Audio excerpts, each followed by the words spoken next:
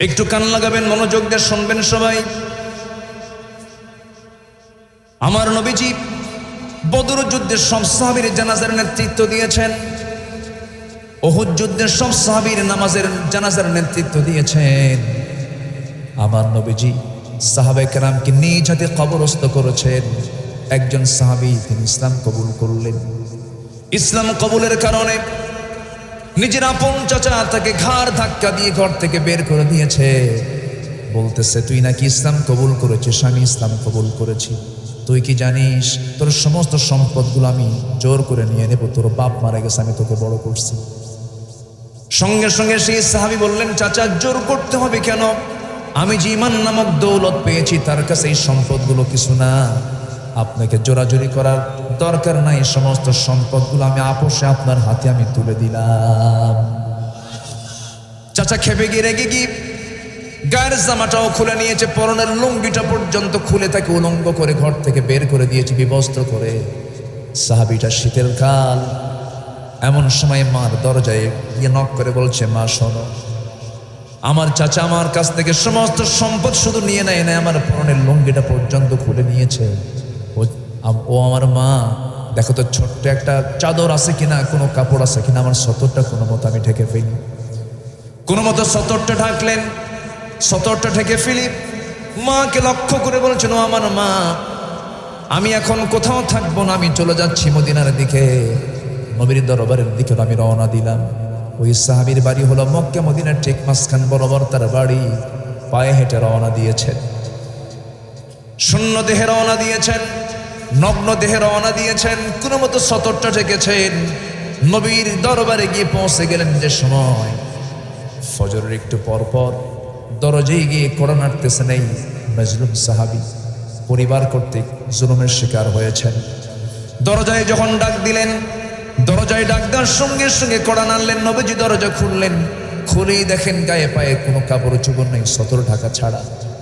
শীতবেলা, শীতের কাল, থরথর করে কাঁপতেছে সেই সাহাবী। কিছু জিজ্ঞাসা করলেন না, ভিতরে গেলেন।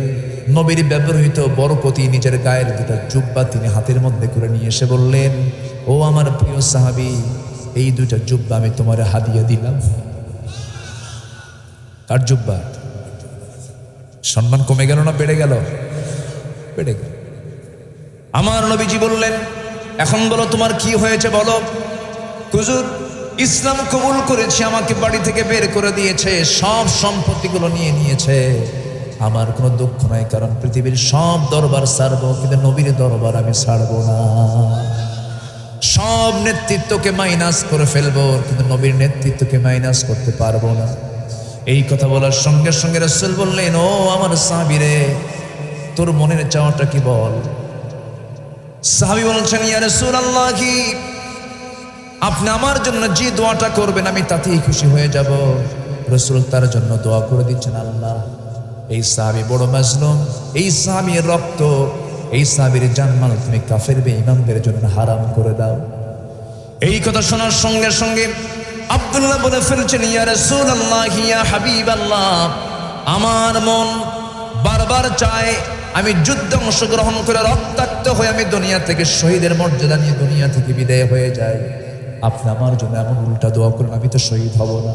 রাসূল বলছেন, আব্দুল্লাহ রে, আমি তোর জন্য উল্টা দোয়া করি না, সোজা দোয়াই করেছি। ইসলাম গ্রহণ করতে বড় কষ্ট হয়েছে তোর, এই জন্য আমি দোয়াটা করলাম। তবে ইম্মাতা আলা ফিরাশিহি, তোর মরণ যদি বিছানাও হয়ে যায়, তুই শহীদের দরজা পেয়ে যাবি রে। জোরে বলেন সুবহানাল্লাহ। আমার নবীজি এই সাহাবীকে পাঠিয়ে দিলেন। যে সকল সাহাবীগুলো আমার নবীর ঘরের পাশে তারা অবস্থান করতে, হালে সুফার সদস্য যারা ছিল তাদের মাঝে পাঠিয়ে দিলেন। সেই সাহাবী যখন কোরআন তেলাওয়াত করতেন, চিৎকার মেরে মেরে কোরআন পড়তেন। সাহাবীরা বিরক্ত হয়ে বলতেন, ইয়া রাসূলুল্লাহ, নতুন একজন সাহাবী আসছে, তার চিৎকার আওয়াজ আমরা বিরক্ত। রাসূল বললেন, শোনো, যে সাহাবী চিৎকার করে কোরআন তেলাওয়াত করছে তার তেলাওয়াতে বাধা দিও না, কারণ ইসলাম গ্রহণ করতে গিয়ে তাকে টোটাল দুনিয়া বিক্রি করতে হয়েছে। দুনিয়া বিক্রি করে সে ইসলামকে গ্রহণ করে নিয়েছে। সে চিৎকার করে কোরআন পড়ুক, বাধা দিও না। আমার নবীজি মদিনার মসজিদ থেকে কোনো এক যুদ্ধে বের হলেন, যুদ্ধ শেষ করে ফিরে আসতেছেন, হঠাৎ করে নবীর কানে সংবাদ চলে আসলো, হুজুর আপনার সেই প্রিয় সাহাবী আব্দুল্লাহ প্রচন্ড সুস্থ। রাসূল বলেন ভালো করে খেদমত করো। 3 দিন পর বলা হলো, হুজুর আব্দুল্লাহ তোর পৃথিবীতে বেঁচে নাই। নবীজি কেঁদে ফেললেন, চোখে পানি চলে আসলো। রাসূল বললেন, ও আমার সাহাবীরা, আমার আব্দুল্লাহ জুলবাসাদাইনের জন্য তোমরা সুন্দর করে গোসলের ব্যবস্থা করে ফেলো, জানাজা কেউ পড়াবে না, আমি রাসূল নিজে তার জানাজার দায়িত্ব গ্রহণ করে নিলাম। জোরে কান সুবহানাল্লাহ। নেতা কাকে বলে দেখেন, নেতাতে এমন হতে হবে। আমার নবীজি সঙ্গে সঙ্গে বললেন, জানাজার আয়োজন করো। জানাজার আয়োজন করা হলো। রাসূল জানাজা শেষ করলেন। এবার পরে বলেছেন, সাহাবীরা আমার আব্দুল্লাহর কবরটা কোথায় খনন করেছ? হুজুর ওই যে পাহাড়ের 2 চিপার মাঝখানে। রাসূল বলছেন, আমাকে নিয়ে যাও। তোমরা কেউ আব্দুল্লাহর লাশকে দাফন করতে পারবে না, আমি নিজে আব্দুল্লাহর লাশকে নিজে হাতে দাফন করে দেব। জোরে বলি সুবহানাল্লাহ। যে নেতা আপনার দাফন করার ইলম রাখবে, যে নেতা আপনার জানাজা নামাজ পড়াতে পারবে, যে নেতা কিয়ামতের দিন আপনার জন্য জান্নাতের নেতৃত্ব দিতে পারবে, সেই নেতাই হবে আমার নেতা। ঠিক কি না? সম্পর্ক করব দুনিয়ার জন্য না আখিরাতের জন্য? আলোচনা চালাই। কোনো সমস্যা, কোনো অসুবিধা? জোরে বলি ইনশাআল্লাহ। আমার ভাইরা, নবীজি আমার কবরের সামনে গিয়ে দাঁড়ালেন। কবরের সামনে গিয়ে দাঁড়ায়া সাহাবে কেরামকে বললেন, সাহাবীরা কেউ তোমরা ভিতরে ঢুকবে না, কবরে নামবে না, আমি রাসূল নিজে নামবো কবরে। রাসূল কবরে নামলেন। কবরে নেমে কাদা কাদা কণ্ঠে রাসূল কাঁদতেছেন, চোখের কোনা বেয়ে বেয়ে টপ টপ করে পানি পড়ে। নবজির বরকতি 2টা হাত সামনে গায়ে দিয়ে বলছেন, সাহাবীরা আমার প্রিয় সাহাবী আব্দুল্লাহর লাশটা তোমরা আমার হাতের মধ্যে তুলে দাও। লাশটা তুলে দেওয়া হলো। নবীজি তার লাশটা ধরলেন, বলছেন, আমার আবু বকর আমার ডানে নামো, আমার ওমর আমার বামে নামো, তুমি মাথা ধরো, ওমর তুমি তার পা ধরো। নবীজি বুকের সাইডটা, পিঠের সাইডটা ধরে নিয়া কবরে শোয়া দিয়া বুকের উপরে হাতটা রেখে আকাশের দিকে তাকায় নখ উঁচু করে বলছে, আসমানের মালিক আল্লাহ, এই আব্দুল্লাহ দিন গ্রহণ করতে নিয়ে দুনিয়া বিক্রি করে দিয়েছে। এই আব্দুল্লাহ দিন গ্রহণ করতে নিয়ে সব কিছু মাইনাস করে দিয়েছে। আল্লাহ, আমি এর মৃত্যু এই সময় পর্যন্ত আমি এই সাহাবীর প্রতি সন্তুষ্ট, তুমি আল্লাহ রাজি হয়ে যাও, সন্তুষ্ট হয়ে যাও। এমন দোয়া যখন রাসূল করতেছিলেন, পাশে দাঁড়িয়ে থাকে একজন সাহাবী সাদ ইবনে আবি ওয়াক্কাস চিৎকার মেরে বলছেন, আল্লাহ, আজকে আমি যদি জীবন্ত সাদ বিন আবি ওয়াক্কাস না হয়ে আমি যদি মরা সাদ বিন আবি ওয়াক্কাস হতাম, আব্দুল্লাহর জায়গায় যদি আমি লাশ হতাম, আমার জীবনটা বড় ধন্য হয়ে যেত। জোরে বলি সুবহানাল্লাহ। সেই নেতৃত্বের দিকে যেতে হবে যে নেতৃত্ব আমার আখিরাত পর্যন্ত কাজে লাগবে। আসতে বলবেন না, জোরে বলুন, ঠিক কিনা? অনেক তো কথা আছে, তেলাওয়াত করেছি যেখান থেকে সেখানের দিকে আস্তে আস্তে চলে যাই। আমরা সার্টিফিকেট নেব দুনিয়ার কোনো কারো কাছ থেকে না, আল্লাহর কাছ থেকে। আমাদের মূল সার্টিফিকেট নিতে হবে কার কাছ থেকে? আল্লাহ যদি আমাকে বলেন ইমানদার, এটাই সত্য, ঠিক কিনা? আল্লাহ যদি আমাকে বলেন আমি সিদ্দিক, এটাই সত্য। তাছাড়া পৃথিবীর কারো কথা সত্য হতে পারে? আসেন আল্লাহ আমার ব্যাপারে কি বলতে চান। আল্লাহ বলছেন, বান্দা আমি আমার দফতর থেকে আমি তোমাকে সার্টিফিকেট দিয়ে দেব, চারিত্রিক সনদ দেব, যে চারিত্রিক সনদ তোমার হাতে পেয়ে গেলে তুমি ইজিলি জান্নাতে চলে যাবে। জোরে বলেন সুবহানাল্লাহ। ফেরেশতারা তোমাকে সম্বোধন করবে, তোমাকে সম্বর্ধনা দিয়ে জান্নাতের দিকে নিয়ে যাবে। এমন দিন সবার সামনে আছে না নাই? আসতে বলবেন না, আছে না নাই? সূরাতুল হুজুরাত থেকে আমি তেলাওয়াত করেছি। সূরাতুল হুজুরাত। হুজুরাত হলো এমন একটা সূরা যে সূরাটা হলো একটা আদবের সূরা। শিষ্টাচার, আদব, আখলাক এটা সুন্দর করার জন্য এই দেশের সমস্ত শিক্ষা সিলেবাসে এটা বাধ্যতামূলক দেওয়া দরকার ছিল, কিন্তু তা কি আছে? আসতে বলবেন না, তা কি আছে? আচ্ছা বলেন তো, কলেজ ইউনিভার্সিটির ছাত্র যারা, তারা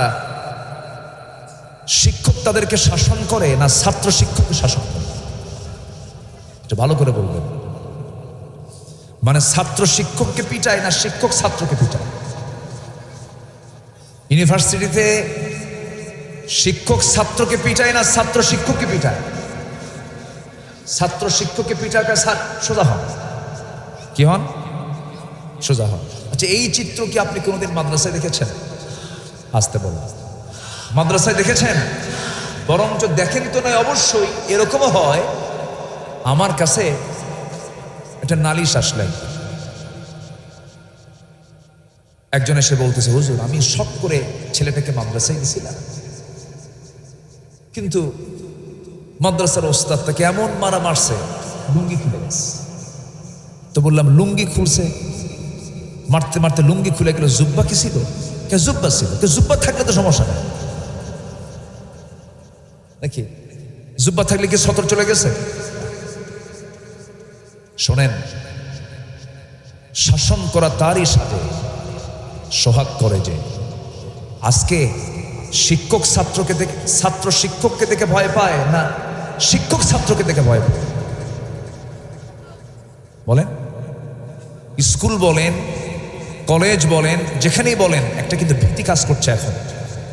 শিক্ষকরাই ভয় পায়। কেন? শাসনের দরকার আছে না?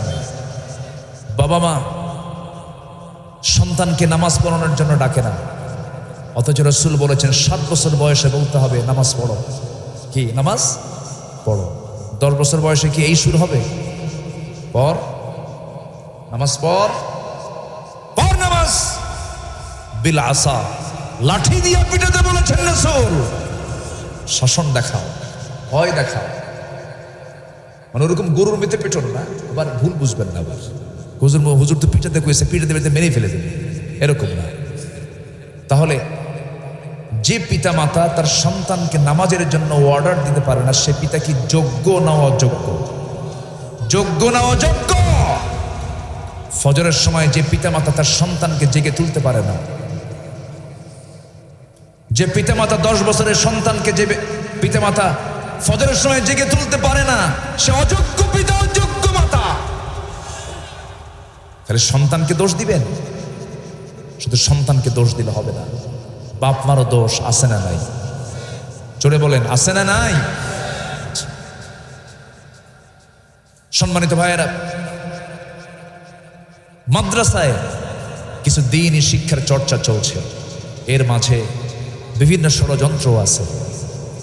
কেন ঢুকানো হবে ট্রান্সজেন্ডার? কেন ঢুকানো হবে ওই সমস্ত সামাজিক বিজ্ঞান বইয়ের ভিতরে? ক্লাস 9-10 সিলেবাসের ওই ক্যারিকুলামে ঢুকানো হয়েছে, সেখানে দেখানো হয়েছে ইসরায়েলের মানচিত্র। বলেন তো, ইসরায়েল বৈধ না ফিলিস্তিন বৈধ? বৈধ রাষ্ট্র কোনটা বলেন? আমাদের বন্ধুকে বলেন ইসরায়েল হলো ভাড়াটিয়া। ইসরায়েল কি বলেন? ভাড়াটিয়া। বাড়িতে উঠে যদি বাড়ি দখল করে, সেটা কেউ বৈধ না অবৈধ? অবৈধ। সেই ইসরায়েলের মানচিত্র আজকে বই দেখানো হচ্ছে, ফিলিস্তিন সেখানে নাই। এই সমস্ত বদমাইশির পিছনে যারা মদত যোগাচ্ছেন, সম্মানিত বন্ধুগণ, এই দেশ শহীদ তিতুর দেশ, খানজাহানের দেশ, শাহজালালের দেশ, শাহপরানের দেশ, শাহ সুলতান বলখির দেশ, শাহ মাকদুমের দেশ। এই দেশে কোরআন সুন্নাহ বিরোধী কোন ষড়যন্ত্র কেউ করে টিকতে পারবে না। মুসলমান টিকতে পারবে না। যুবকরা সজাগ হয়ে যাও, ইসলাম বিরোধী কোন ষড়যন্ত্র যদি আমার বাপও করতে আসে, আমি তাকে ছাড়বো না। রাজি আছেন না সবাই? আমার ইমান আগে না অন্য কিছু আগে? আগে কি বলেন? আগে কি? না, আমার অস্তিত্বকে রক্ষা করতে হবে। সমকামিতাকে প্রমোট করা হচ্ছে। সমকামিতা অর্থাৎ, সমকামিতার অর্থ, আমি এখানে তো আম মানুষ বহু আছেন, অনেকে বুঝতেছেন না হয়তোবা। সমকামিতা হচ্ছে হোমোসেক্স, অর্থাৎ একজন পুরুষ একজন পুরুষকে বিয়ে করবে, একজন নারীতে আসক্ত হয়ে যাবে। আচ্ছা বলেন তো, এই সম্পর্ক, এই রিলেশনে কোনোদিন বাচ্চা হওয়ার সম্ভাবনা আছে? তাহলে এটা সম্পর্ক কি?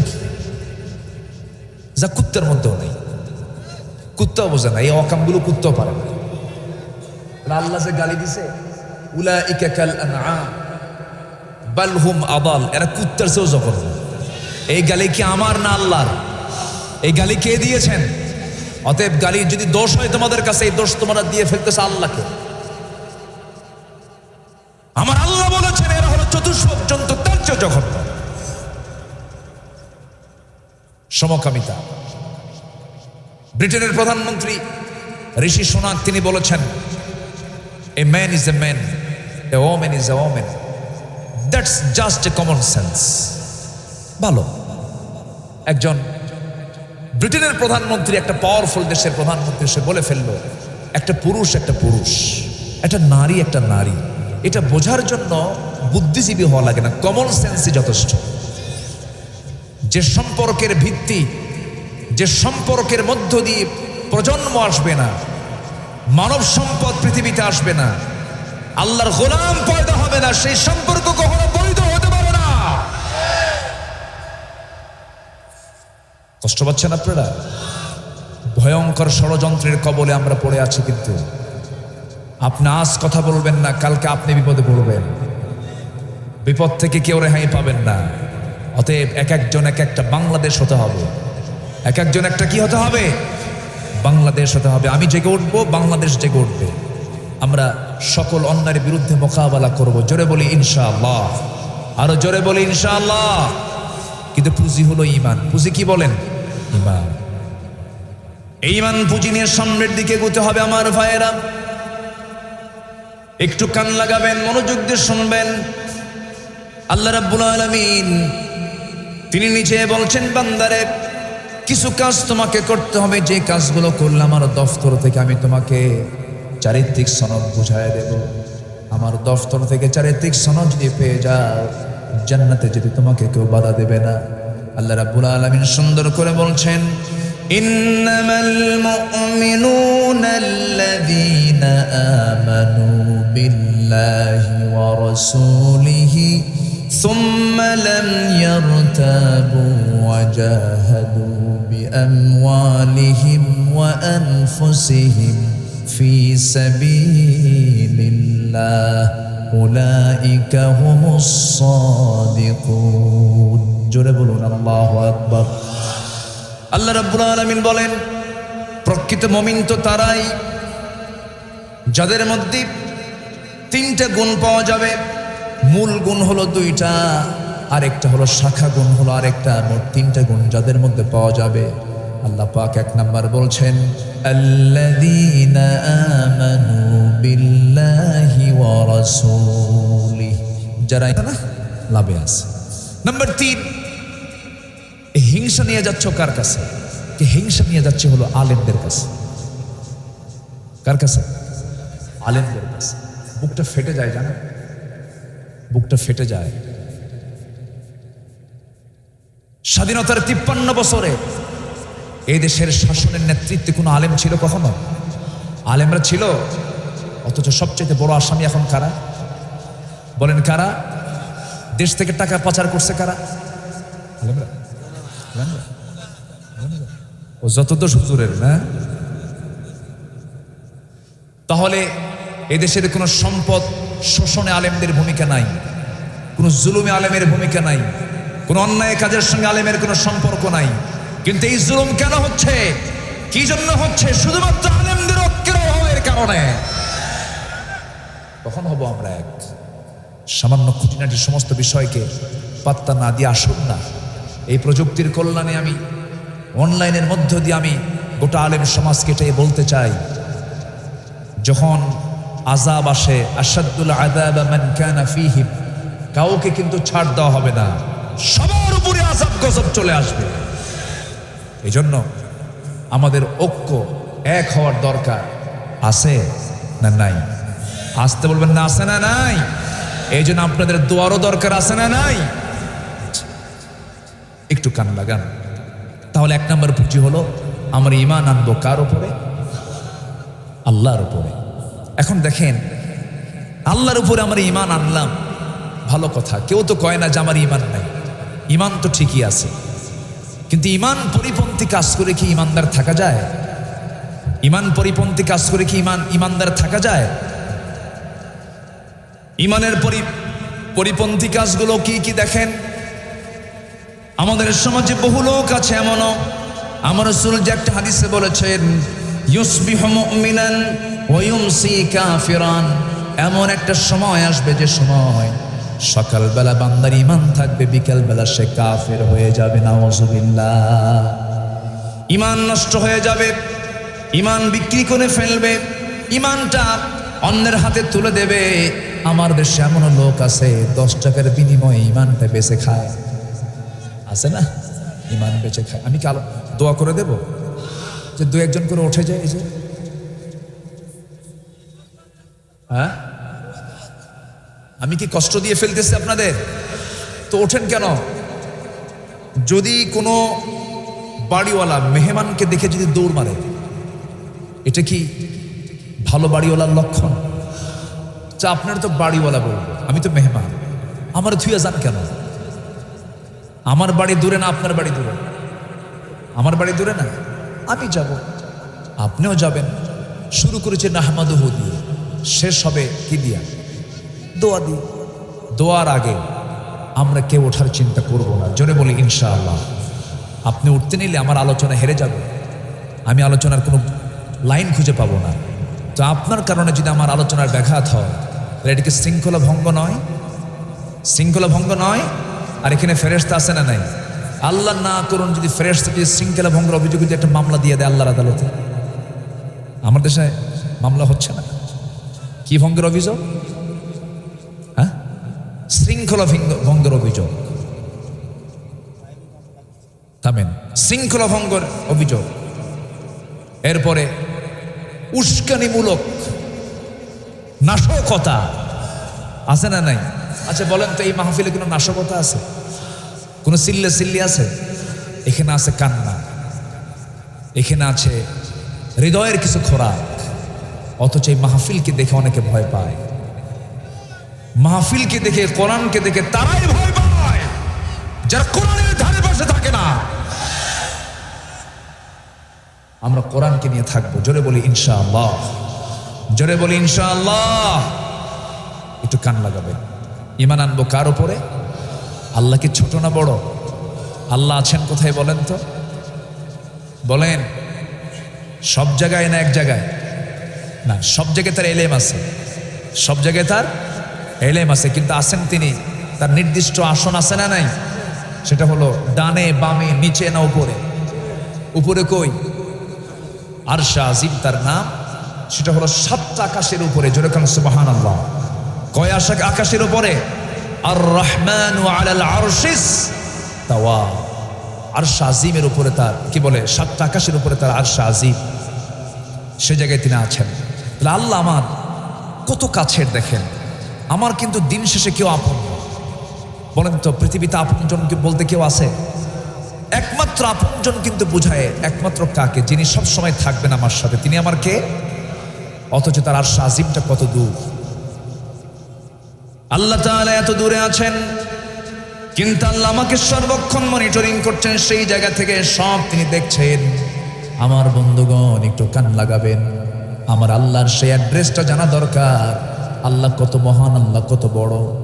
আমরা যেখানে বসে আছি ঠিক এই জায়গা থেকে আমরা যদি সূর্যের দিকে তাকাই, দেখতে মনে হয় প্লেটের মতো, কিন্তু সূর্য কি প্লেটের মতো না? সূর্য অনেক বড়, সূর্য অনেক বড়। এই পৃথিবী থেকে সূর্যটা এত বড় যে সূর্যের সমান যদি এই পৃথিবী করতে হয়, তাহলে এই পৃথিবীতে 13 লক্ষ পৃথিবী লাগবে। 13 লক্ষ পৃথিবী এক জায়গায় যোগ করলে পরে একটা সূর্যের সমান হয়ে যায়। এত বড় সূর্য, 13 লক্ষ পৃথিবীর সমান একটা সূর্য। এই সূর্যের চাইতে আবার ওই যে তারকাগুলো দেখতে পায় রাতের বেলা জোনাকির মতো মিটমিটি করে জ্বলে, ওই তারকাগুলো এত বড়।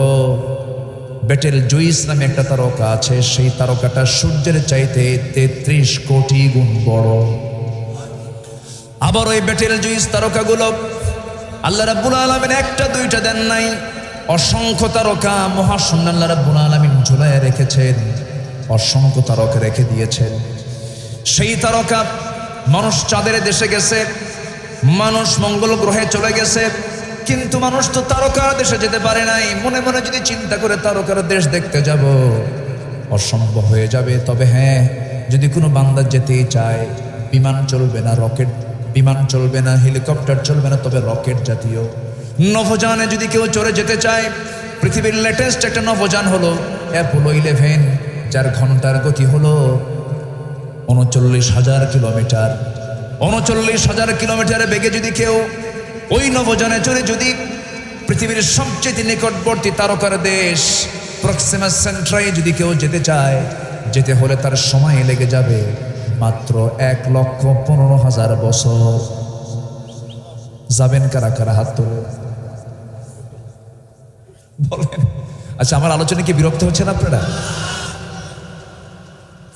তাহলে বলেন তো, এই মহাশূন্যের মাঝে আমি মানুষ কি এমন, বলেন তো, বলেন তো, কিছু কিছু হয়েছে, কিছু হয়েছে আমরা, বলেন তো। একটা তারকা সূর্যের চাইতে 33 কোটি গুণ বড়, আর ওই সূর্য পৃথিবী থেকে 13 লক্ষ গুণ বড়। সেই পৃথিবীর একটা জনপদের, একটা এরিয়ার ছোটখাটো একটা নেতা হইলে ওর গরমে মনে হয় যে পৃথিবীতে কেউ না। কে আছে না? মুষ্টি পাকলি ভাববেন না যে এখান থেকে হাই স্কুল সরে গেছে। হ্যাঁ, এই যে মুষ্টি পাকলাম, হাই স্কুল নাই। আসলে কি হাই স্কুল নাই? আছে। এত সস্তা ভাববেন না। ফেরাউনকে আল্লাহ তাআলা কিন্তু দিয়েছিলেন সুযোগ, কিন্তু খাইয়া ফেলাইছেন আল্লাহ। পানিতে চুবান নাই, পানিতে চুবান নাই, চুবাইয়া দিয়েছেন। সে আল্লাহ আছেন না নাই? সে আল্লাহ আছেন না নাই? আমরা শুধু সারা জীবন মরা ফেরাউনের ইতিহাস শুনেছি, শুধু শুনেছি মরা ফেরাউনদের কথা, কিন্তু ফেরাউন তো আসলটা মরেই গেছে। কিন্তু তাজা ফেরাউন আছে না নাই? তাজা ফেরাউনরা আছে না নাই? মরা ফেরাউন যেরকম মানুষের প্রতি জুলুম করত, নিজের রাজনীতিকে পাকাপোক্ত করার জন্য অসংখ্য মানুষকে হত্যা করতে ফেরাউন, আজকেও যারা ক্ষমতাকে পাকাপোক্ত করার জন্য গোটা পৃথিবী জুড়ে যে সমস্ত জালিমরা মানুষ হত্যা করছেন, সবগুলো ফেরাউনের প্রেতাত্মা, ফেরাউনের প্রেতাত্মা।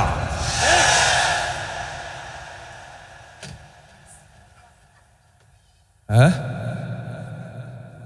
হ্যাঁ, কষ্ট দিয়ে ফেলতেছে মনে হয় না? কথা পাল্টায় দেব, অন্যদিকে লাইনে যাব? আপনি বললেও তো শুনবো না, আপনি তো বললেও শুনবো না। আমি কোরআনের লাইনে কোরআন যাবে, তার ভিতর দিয়ে গেল, এটা আমাদের দেখার কথা বিষয় না। মরবো কয়বার? কয়বার মরবো?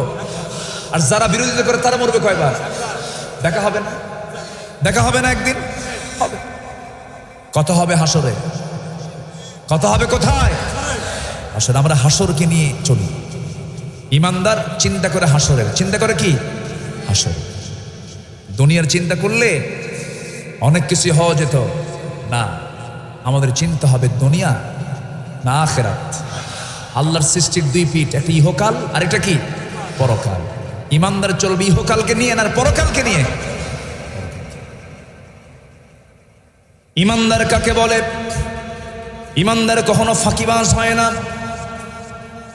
ইমানদার কখনো মিথ্যুক হয় না, ইমানদার কখনো ওয়াদা ভঙ্গকারী হয় না, ইমানদার কখনো জেনাকার হয় না, ইমানদার কখনো নেশাখোর হয় না, ইমানদার কখনো নামাজকে ছেড়ে দেয় না, ইমানদার কখনো মুখ থেকে আজে বাজে কথা বলে না, ইমানদার কখনো যাকাত বাদ দেয় না। এগুলো কার কথা বলেন? আসতে বলবেন না কার কথা? সূরা মুমিনুন পড়বেন, আয়াত তো বলার সময় নাই। সূরা মুমিনুন আল্লাহ রাব্বুল আলামিন 7টা গুণের কথা বলে দিয়ে বলেছেন, এই 7টা গুণ যারা অর্জন করবে আমি আল্লাহ নিজে তাকে জান্নাতুল ফিরদাউসের মালিক বানাইয়া দেব। কি সুন্দর করে বলেছেন। আয়াতটা একটু বলি একটু। আয়াত যত বেশি বলা হবে সওয়াব তত বেশি হয়ে যাবে।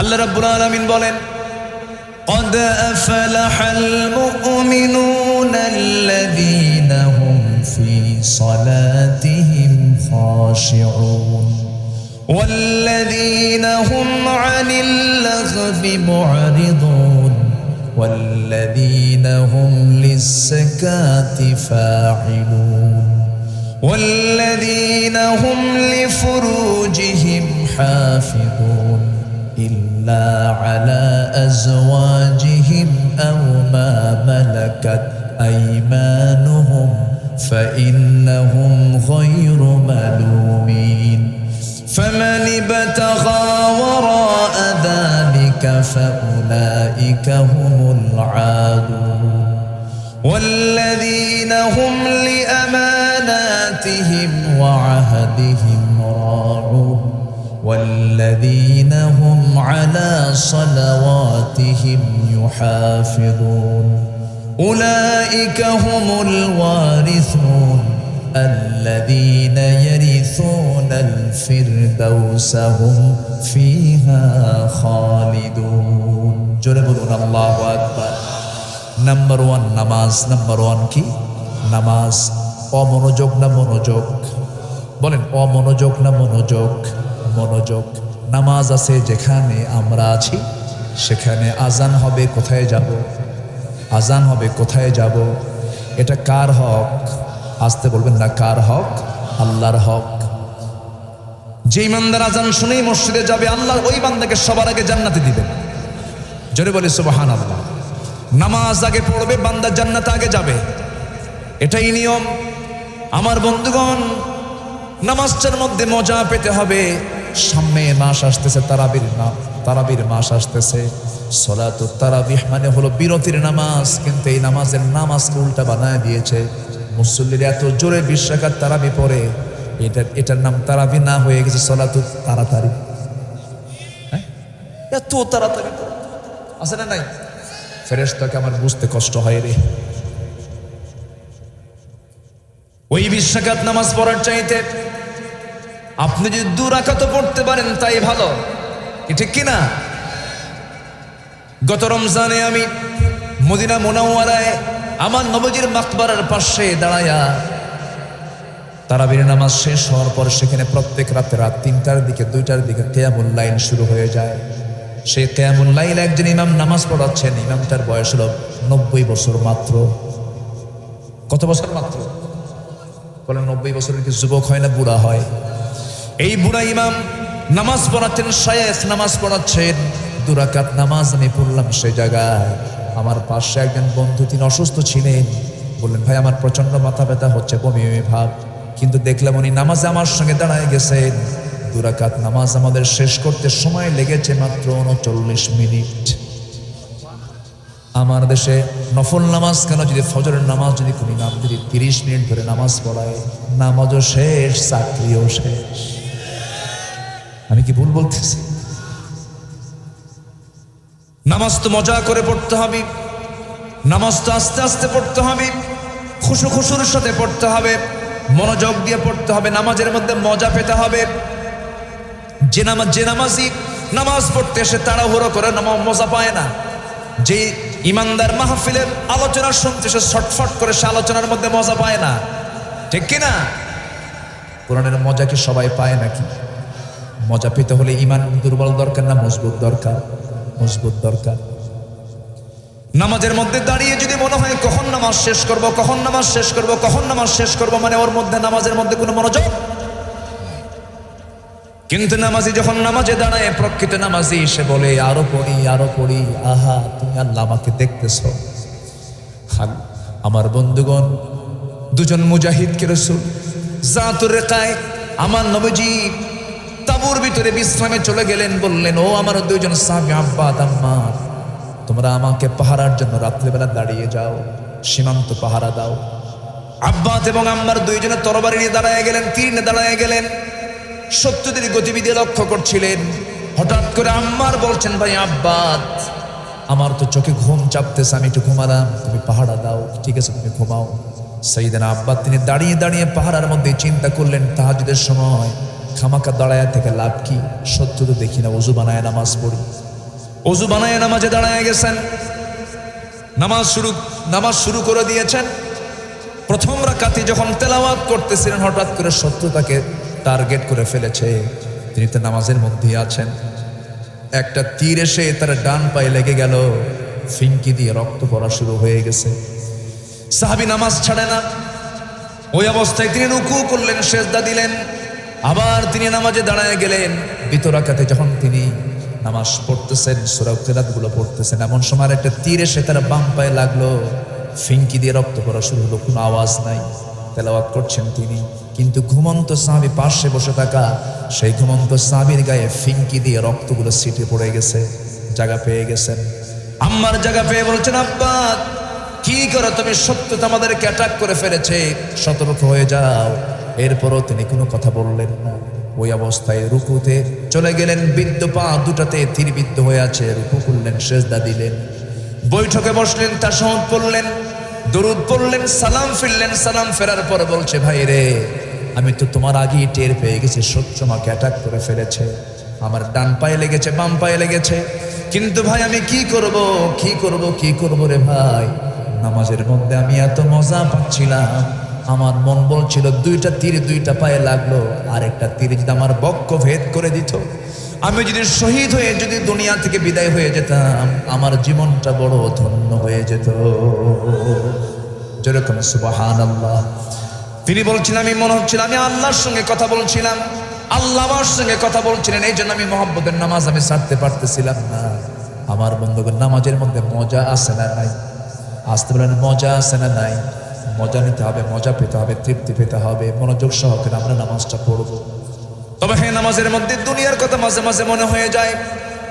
মন তো বড় বেকায়দার জিনিস, দূর মেরে চলে যায় বাগানপাড়া বাজার, যশোরের চাষরা মোড়, মনিহারের মোড়, বিভিন্ন জায়গায় মন ছটফট করে চলে যায়। কিন্তু নামাজের মধ্যে যদি চট করে চলে যায়, আবার ঘুরে আনতে হবে নামাজের দিকে।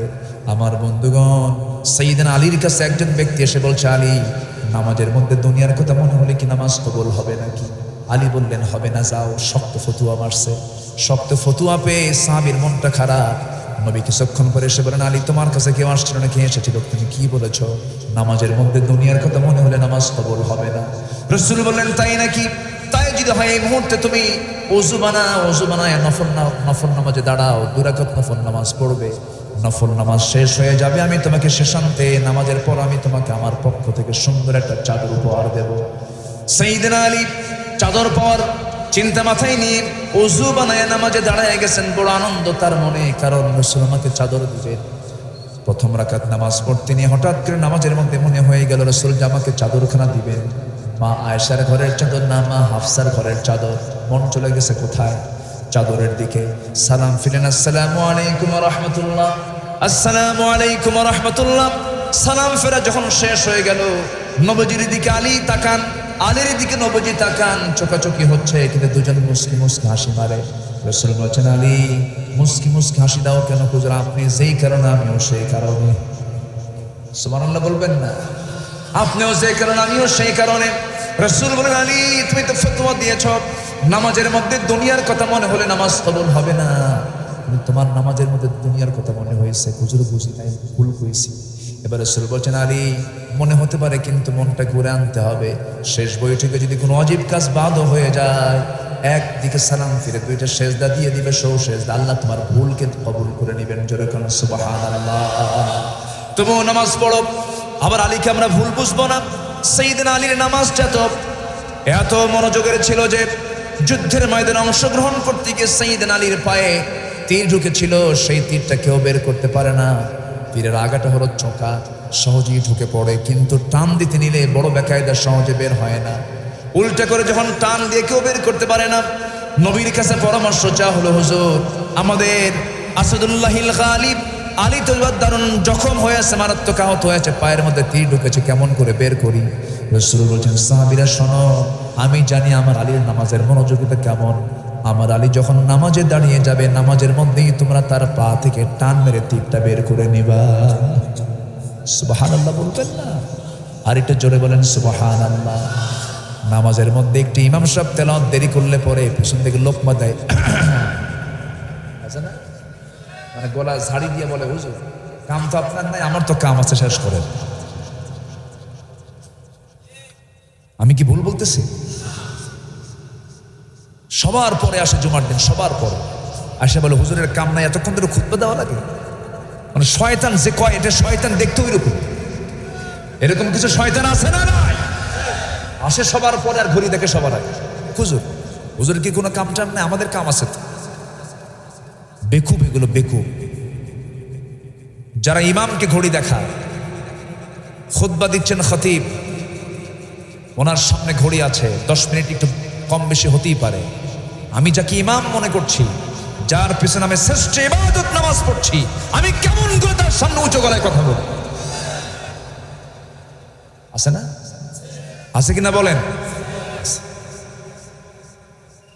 একটা গল্প মনে পড়লো আমার। এক বেচারির শয়তান দেখার খুব শখ। কি দেখার খুব শখ? তো হুজুরকে বলছে, হুজুর একটু শয়তান দেখবো। তো হুজুর আবার মজা করে কইছে, শয়তান সেই যে সবার পরে মসজিদে আসে আর সবার আগে মসজিদ থেকে বের হয়। কি কথা কি বুঝতেছেন? সবার পরে আসে আর কি সবার আগে বের হয়। ও কি নামাজ পড়তে আসে? নামাজ হবে সংক্ষিপ্ত না বড়, কারণ আমার আল্লাহ ছোট না বড়? আল্লাহকে সময় দিচ্ছে। আমরা কাকে সময় দেবো? নামাজে কাকে সময় দেবো? একটু টাইম দিয়ে সময় দিতে হবে। কোরআন শুনতে আসছি, ধৈর্য নিয়ে শুনবো। জোরে বলি ইনশাআল্লাহ। আপনারা এত সুন্দর মানুষ, আমি খুবই আনন্দিত। একটা লোক নড়াচড়া করেন নাই, বলি আলহামদুলিল্লাহ। জোরে বলি আলহামদুলিল্লাহ। সাইয়েদনা আলী সেই তীরবিদ্ধ পা নিয়ে কষ্ট পাচ্ছেন। রাসূল বলেন, আলী যখন নামাজে দাঁড়াবে তার পা থেকে তীরটা বের করে দেবে। সাইয়েদনা আলী নামাজে দাঁড়াইছে, নামাজের ভিতরে তার পা থেকে টান মেরে যখন তীরটা বের করা হচ্ছিল, সেই সময় গোশতগুলো ছিঁড়ে ছিঁড়ে আসতেছে, রক্তগুলো গড়ে গড়ে আসতেছে। আলীর মুখ থেকে কোন আওয়াজ বের হয় নাই, আওয়াজ পর্যন্ত বের হয় নাই। নামাজ শেষ হওয়ার পর তিনি বললেন, ও আমার ভাইয়েরা, যে বৃদ্ধ তীর নিয়া আমি খুব কষ্ট অনুভব করছিলাম, যন্ত্রণার সেই তীর আমার পায়ের মধ্যে তো দেখি না সেই তীরটা কি হয়েছে। সঙ্গে সঙ্গে সবাই বলছে, আলী, নবীর পরামর্শ নিয়ে তোমার পা থেকে আমরা নামাজের মধ্যে টান মেরে তীরটা বের করে নিয়েছি।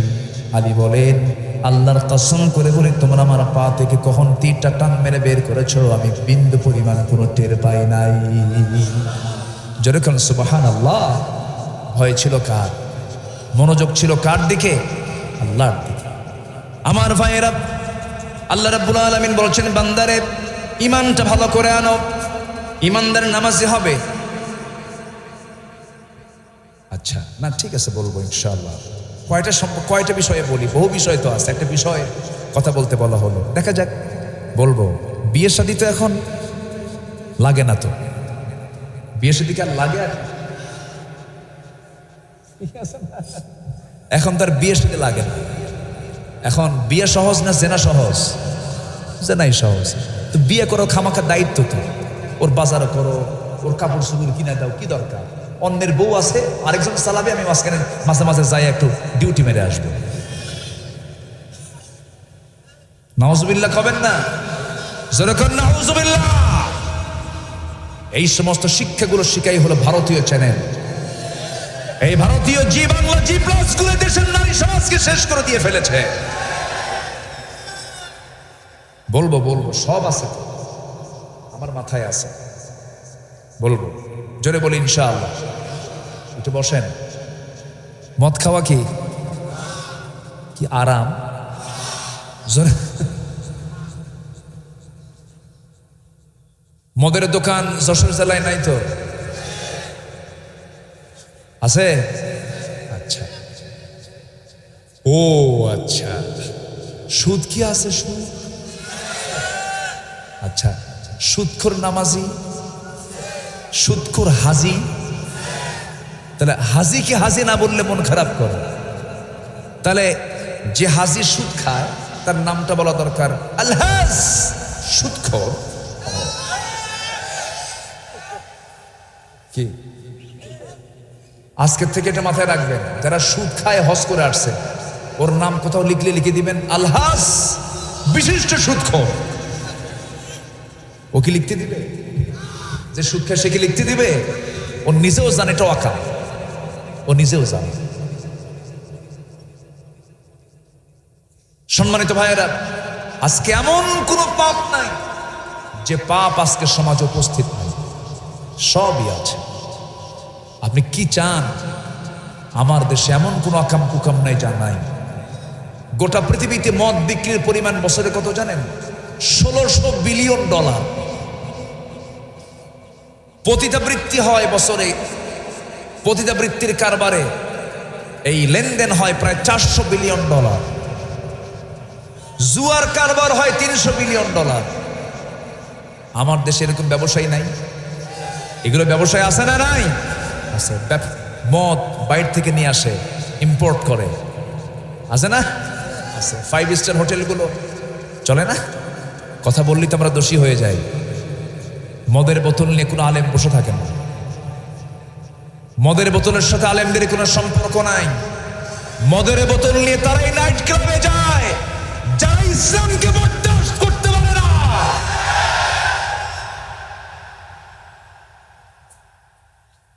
সম্মানিত ভাইয়েরা,